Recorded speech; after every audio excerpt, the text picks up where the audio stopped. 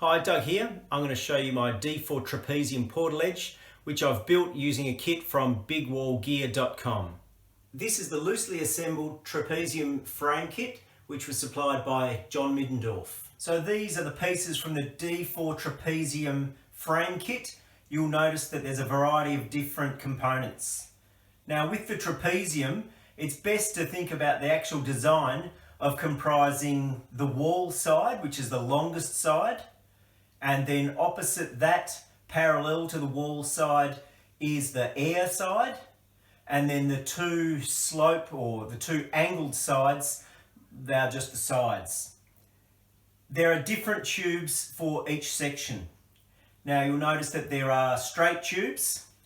These three are all the same dimensions. One of those will be the air side and the other two will form the angled sides. And then this piece is a thicker tube and it forms the wall side, so it's stronger. Now before I decided to make a video, I actually took two additional sections of tube. You can't see them, they are smaller than any of these, and those two get inserted here and here. Now these two bent tubes, the ones with the greater radius, those are the wall side bent pieces, and those are reinforced with those additional tubes. You'll see them in the photograph.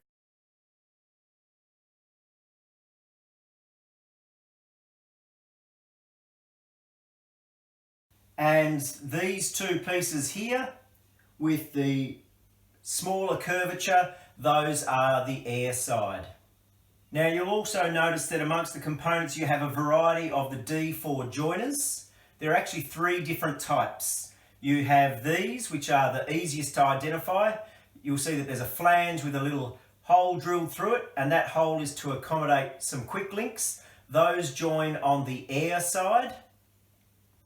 You've got these parts which look just like these, but if you line them up together, you'll notice that there's a slightly greater wall thickness, and that is so that it fits against the wall side thicker tube with a flush finish.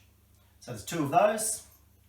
And then there are four of the regular D4 bullet joiners, and those go on the remaining sections. You can see here I've got a close-up of the different bullet joiners for the D4 Portaledge. I've got these ones which have a thicker wall, and these ones are used on the reinforced wall side, and then I've got four like this with the thinner wall, and they're on the remaining joints. The only other difference is that we have two like this with the flange which is drilled out to accommodate the quick links, and those two go on your air side tube.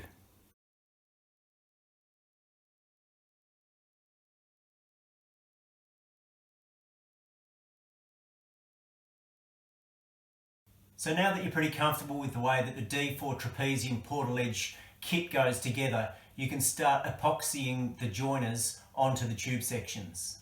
That will ensure that they stay in place whilst the frame is being assembled in the field.